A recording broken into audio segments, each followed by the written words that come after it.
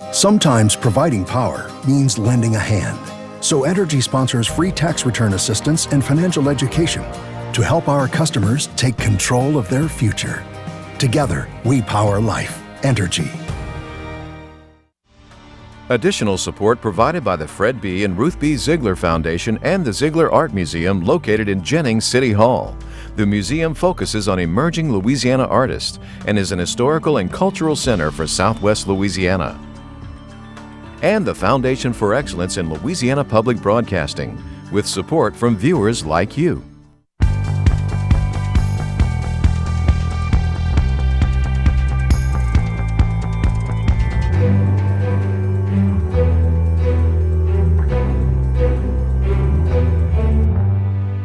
They want to reclaim the 100,000 policies that they lost over the past 2 years. Could a move from State Farm trigger lower insurance rates across the board? I actually came and saw Hank Williams Sr. Are we seeing the rebirth of the Grammy-nominated Louisiana Hayride? When I was cooking, she leave all the fat she leave, she give it to me. And that's what I painted. From borrowed paint to legendary artists, the unlikely path of a woman who would become one of America's leading folk artists. Hi, everyone. I'm Natasha Williams. And I'm Andre Morrow. Much more on those stories in a minute on this week's edition of SWI. But first, a check on headlines making news across Louisiana.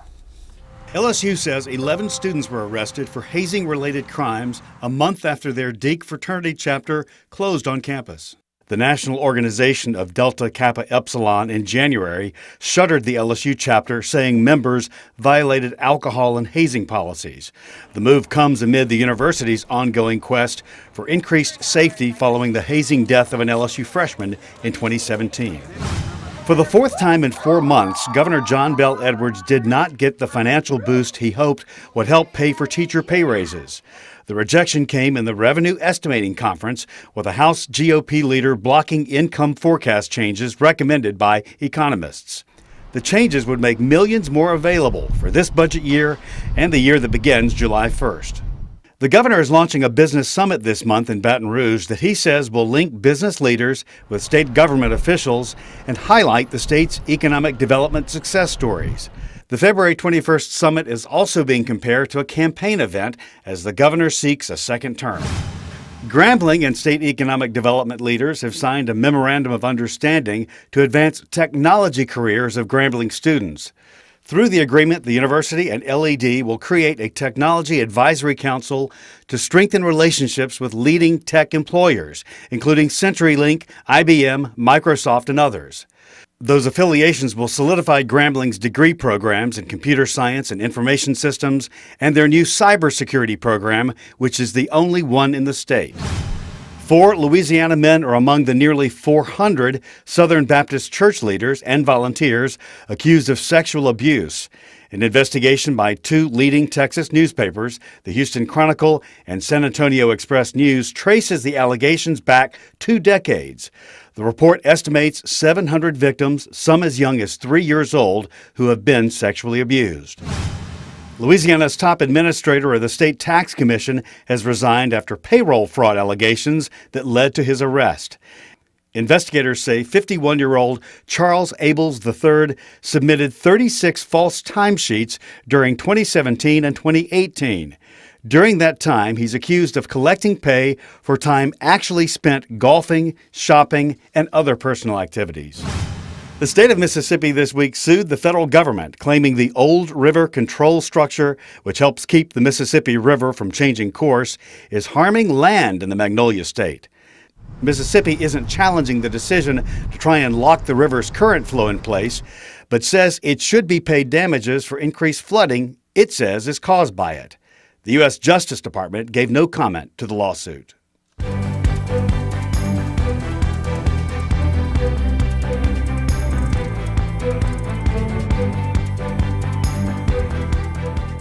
Well, for the second time since last June, State Farm is lowering car insurance rates in Louisiana, and it's raising the question, will other companies follow suit? State Farm insures about 1/3 of the state's drivers. I talked with Insurance Commissioner Jim Donelon about the rate change and the possible ripple effect. Commissioner, what is driving these rates? Competition. And it's as obvious to me, although State Farm would not acknowledge that, that they want to reclaim the 100,000 policies that they lost over the past 2 years. And so they are not only rolling back their rates by 7.7% over a 9-month period of time, they're simultaneously lowering their named storm deductible, which they had raised to 5% 5 years ago to get off of coastal exposure. And now they're putting it back down to 2%, which is the norm in the industry, because they bundle, for the most part, homeowners and auto. So you got good news for car insurance and homeowners insurance. Absolutely, because they want to be more competitive as they try to reclaim those 100,000 policies. What was the reason they lost so many policyholders? Because their rates went up and people started shopping and moved to other better priced insurers. Now the pressure will be on the other 2 million policy companies to keep those 2 million policies on their books. State Farm's our largest insurer, 1 million policyholders, a third of our auto insurance market, and they want to keep that, or actually get back to where it was 2 years ago. We all know that we rank really high. Second highest car insurance rates in the country. This is a big deal. You've been speaking, I understand, all over the state about this topic. And people have been very interested and responsive in this news, recognizing it to be the reversal of a trend we've seen playing out for several years, not just in our state, and driven not by litigation this time, in my opinion, but by distracted driving. That has been driving rates up in our state for 4 or 5 years now, and every other state. But at the same time, it's been killing motorists in record numbers all over America, and record numbers that go back to the 60s for motor highway deaths in the U.S. We're not seeing any other factors that would be happening in the state, or are we, besides the competition? Well, I think... Are things getting better? They are indeed. Last year we saw a flattening of rates. The average rate increase statewide for all companies was 2.1%, which was right at the CPI for all inflation increases last year. So we took that, when we saw that happening, as the first sign that we had reached the peak of those distracted driving cost driving rates up. Commissioner, thanks so much. Thank you. Always good to be with you. Thank you. Also want to mention this, Donnellan is running for re-election this fall, and last month he learned that he now has a fellow Republican challenger. Baton Rouge businessman Tim Temple will seek to defeat Donnellan.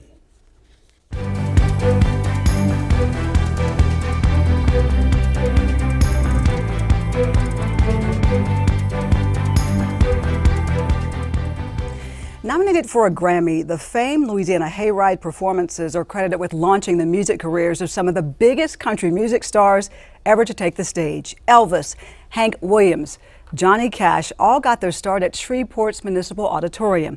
A plan to revive the music scene has been in the works for decades and may have gotten a much-needed spark recently, as Maggie and Alton Warwick's dream has it finally come true. The stage is set, musicians, singers, and producers rehearsing for the big show. A large crowd gathering even before the doors open, like a flashback from the 1950s. I get to see a part of the history. I want to see a part of the history. It's important to me because I live here. Joan Lurie and her husband Aubrey moved to Shreveport 31 years ago from Africa. They are big Elvis fans and are excited to learn more about how he and other country stars got their start in Shreveport. The Louisiana Hayride. Longtime Bossier City Mayor Lorenz Walker was in the audience for some of those concerts, broadcast live on KWKH radio and later on television from 1948 to 1960. I saw him actually happen. The Shreveport native remembers one performance in particular. I actually came and saw Hank Williams Sr. sing here when I was a child, and the audience loved his music so much. They called him back about 7 or 8 times. Lovesick Blues is what he's singing. Mama, I'm in love with a fella, yes, ma'am. He says my Mayor Walker saw other unknown singers at the time who went on to become megastars. I've watched Johnny Cash, Elvis Presley, all the big stars come through here one time or another and play. Mayor Walker, newly elected Shreveport Mayor Adrian Perkins, and even the governor of Louisiana came to celebrate the Grammy nomination of the Louisiana Hayride tonight, a collection of 20 CDs of more than 500 songs chronicling a generation of stars who went on to make country and rock history at the Shreveport Municipal Auditorium. The Louisiana Hayride.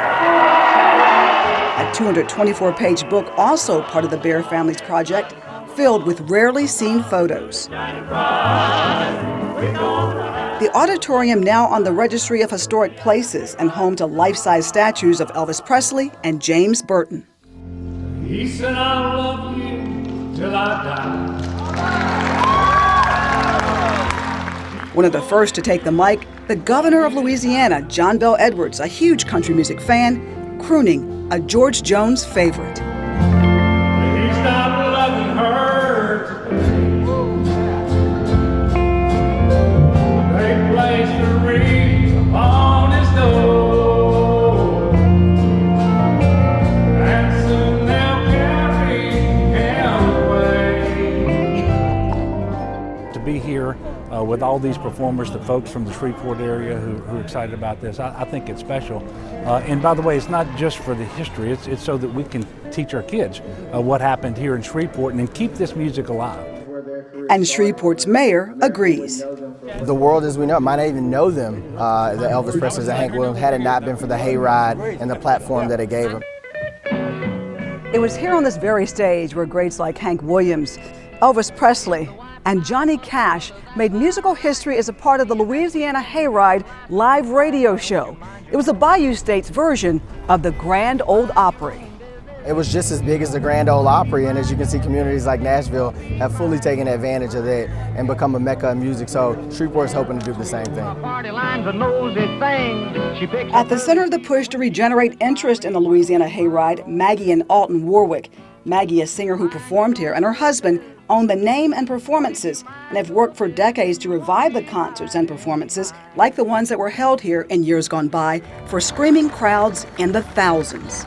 To get this nomination was such a wonderful happening because that's like, you know, one of the premier organizations of the music industry.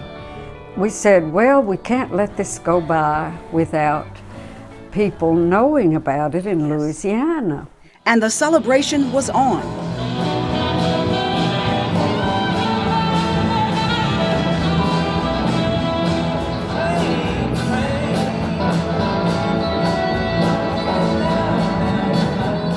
Well, certain parts of it have been extremely emotional for me. Jerry K. Green, who grew up in Louisville, Texas, performed on the Louisiana Hayride. He fought back tears as he talked about coming back to Shreveport. This is the first time I've been on the stage since 1953. My last show on it was June 6th of 53, and I went into the Army on July 8th, drafted. The 86-year-old Korean War veteran didn't give up his dream of singing and went on to play on the Grand Ole Opry in 1967. But he says he'll never forget how he ended up on stage in Shreveport. It started with a long bus ride from Texas and knocking on the door of the radio station one Saturday morning. I hear some footsteps and the door opens crack and I wondered what I could do for me. And I said, I want to sing on Louisiana Hayride tonight. Oh. He auditioned for Horace Logan, the show's producer, on the spot, singing a song he had written about a Louisiana girl who had broken his heart. The gist of it was, about that girl, when you board that train to old Louisiana, will you take my heart along, you know? And I sang it on Louisiana Hayride that night. That was my first time on Louisiana radio. I was 18 years old. It was right before my senior year of high school. He would make several more trips to Shreveport to sing and cut an album or two in Nashville. All fond memories now, memories that led him to pick up his guitar again 8 years ago and start playing gigs again. If you think you've got troubles you can't overcome, don't sit like a bump on a log. You can do twice as much if you try half as hard as tripod the three-legged dog. Well, I hear the train, it's rolling around, and nights in the sunshine. 22-year-old Cade Rogers is a part of a new generation of artists dreaming of playing on stages like this one all over the country. Always be a good boy. Don't ever throw you with guns when I'm a job man. A lot of the people who influenced me getting into this music career stood right on that stage and they played on the Hayride. When they asked me to be a part of it, I thought, I cannot believe I'm going to be standing in the same spot as Johnny Cash. And Rogers, who hopes to release his first album this year, is living his dream, fueled by the stars that got their start in Shreveport. I want to give everything away here, but I'm just bringing a modern feel to the country classics. And for Maggie Warwick, that's music to her ears, those who could someday continue her decades-old dream. You're exactly right, Natasha.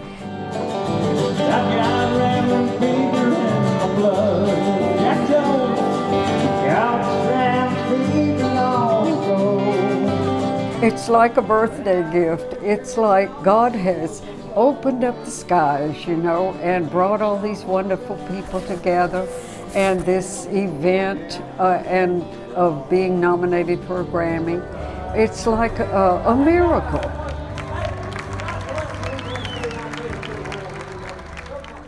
Now, unfortunately, the Louisiana Hayride did not win the Grammy for Historic Record of the Year, but from the looks of their Facebook page, the music and performances are more popular than ever, with more than 3,200 likes.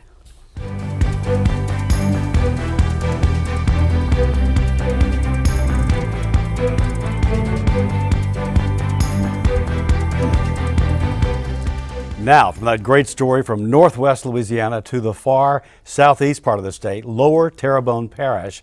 That's where about 150 people planted 2,000 cypress trees this past weekend as part of a coastal restoration project. With their boots on the ground and their shovels in the dirt, these volunteers are helping resuscitate vital state wetlands. This is the Pointe-au-Champ Wildlife Management Area, about 15 miles from Houma. It's the last of 3 projects that have combined to plant 30,000 trees and restore a cypress forest. When they take root, the trees will help hold together about 100 acres of state-owned wetlands battered by the intrusion of salt water and by erosion. America's Wetland Foundation advisor Sidney Coffey says the project demonstrates how private industry and organizations can work together to create coastal restoration solutions when public money from the state's larger master plan does not exist. Private partnerships are more critical now than ever before, and that's how we were able to make this project work. We have a corporate sponsor who is paying the bills on these projects. We have another private company working with us. We're an NGO, and it just makes for great partnerships. We can go in and very efficiently, very quickly do some of these smaller projects in record time and at a very efficient cost. Coffey says AWF calls projects like these in Terrebonne transitional. We consider them transitional because these are projects that are smaller, that can be done ahead of the larger projects that the state and some of the parishes are working on. These kinds of projects are going to be the ones that can hold the line against saltwater intrusion and other things as those large state projects come online. The project's major sponsors are energy company BHP and coastal contractor RES, Restoration Environmental Solutions. The South Louisiana E-Rotary Coastal Club offered support and volunteers. There's so few opportunities for the public to really do something, really do an action, a physical action to help the coast, and there's so many people who care about it. This is a magnificent way of involving the public and letting them actually take part in a true restoration project. It was fun to be out there. AWF estimates the economic value of this restoration work is almost $800,000. It will also reestablish habitat for fish and other creatures in the wild. There's much more information on Twitter at #OneTreeAtATime. Check it out. And a pair of other coastal restoration projects is reviving hundreds of acres of lost wetlands in Cameron Parish. In total, about 1,200 acres at Oyster Bayou and then also another location nearer the town of Cameron. Lieutenant General Russell Honore spoke at the Baton Rouge Press Club this week on behalf of the Louisiana Green Army. He talked about what he hopes the legislature will address when they meet in April, beginning with protecting the air, water, and land of our state. Now, he focused on concerns in St. James Parish and efforts to prevent the catastrophic release of acid water from an enormous lake held inside the wall of a solid waste gypsum. Guess what they were doing with that gypsum before they started putting it in the pile in the sugarcane field? They were dumping it in the Mississippi River. And after the Clean Water Act, the people of New Orleans and the sugar factory just south of that gypsum pile said, no, you cannot put that gypsum in the river because it's radioactive. And they came up with an alternative solution, which was to pile it up, and in this case, create it as a levee and put 1 billion gallons of water in the middle. That had to be a Georgia Tech engineer that came up with that. No way a Louisiana guy would come up with that. Because you know you can't build something that big close to the levee, a freestanding structure. But it's there. The state and the federal government are doing what they can, working with the company. But this is why we do what we do in the Green Army. Because if that containment was to break, we would automatically probably end up with another Superfund site in Louisiana. And we don't need that. Gypsum pile was created by Louisiana law that allowed them to stack gypsum, radioactive material, and put water in the middle. Right now, that pile is 187 feet high. As we highlight Black History Month, we remember the life of a woman considered Louisiana's most famous female artist, Clementine Hunter. She's one of the most important folk artists of our time. Now her works, they hang in the Smithsonian Institute and other great museums all over the country. They're also found in top galleries still and numerous private collections. Clementine Hunter was born in 1887 and she died New Year's Day, 1988. She was 101. In 1981, she gave an interview to LPB's Sharon Elizabeth Sexton. This is an excerpt from our Louisiana Digital Media Archives. Clementine Hunter has been called Louisiana's most celebrated primitive artist. A primitive artist because her painted images lack the rigid strokes that are classified in the more accepted painting styles. But Clementine's work goes beyond what most modern artists and their critics can only imagine. Her marks, as she calls them, outline a forgotten lifestyle that she lived for more than 80 years. What is this that this person has? Putting clothes in the pot. And they swirled them around? No, they stick them down there, so they boil. Oh, they boiled them. Mm-hmm. Is this a scrub board over here? Yeah. You ain't never washed on there? No, I never washed on a scrub board. I always had wash machines. I ain't never used it. You never used a wash machine? Mm. Even now you don't use a wash machine? No. You still wash the clothes the same way then, or you have somebody else do it? No, I send my clothes to the laundry. I don't blame you. I can't wash at all. Clementine was born in Cloucheville, about 2 miles from the Melrose plantation. When she married Manuel Hunter, Clementine moved on the plantation as the main cook and all round everything else. Clementine's employer was Cammie Garrett Henry, a strong-willed woman who was determined to turn the Melrose plantation into a mecca for artists and writers. It was during the height of Melrose's artisan heyday in the 40s when Clementine picked up her first paintbrush.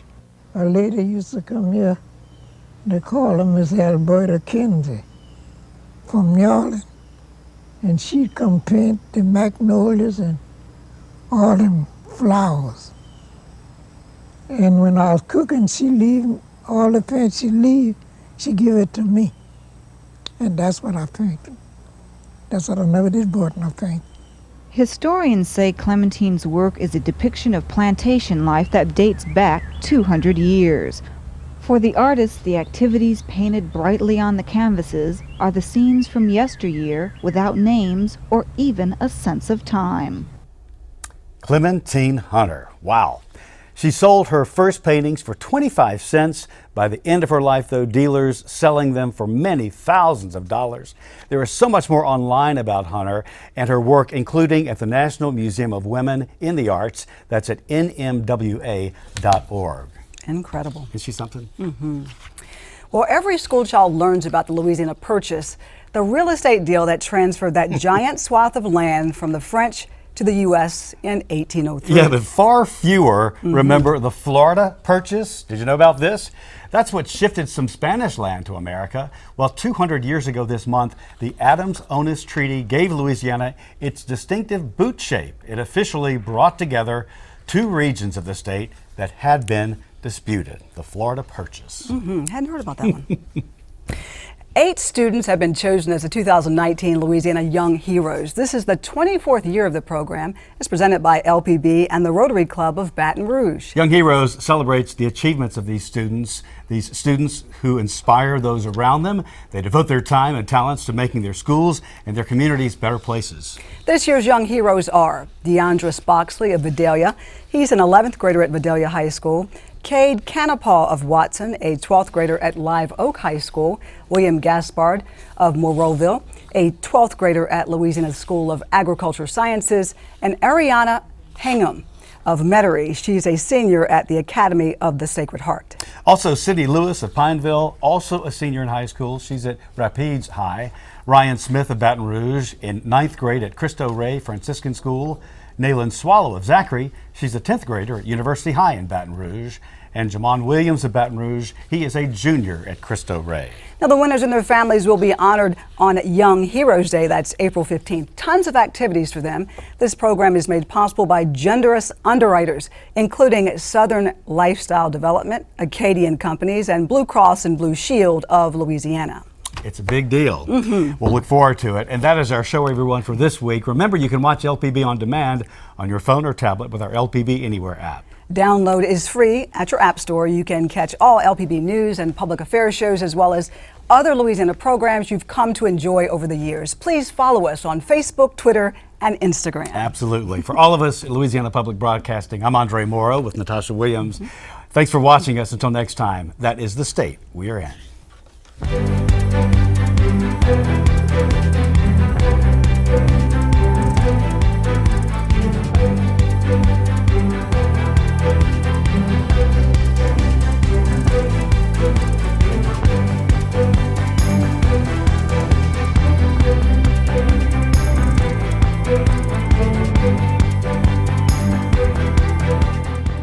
Sometimes providing power means lending a hand.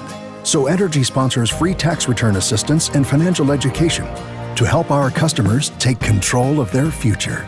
Together, we power life. Energy. Additional support provided by the Fred B. and Ruth B. Ziegler Foundation and the Ziegler Art Museum located in Jennings City Hall. The museum focuses on emerging Louisiana artists and is an historical and cultural center for Southwest Louisiana.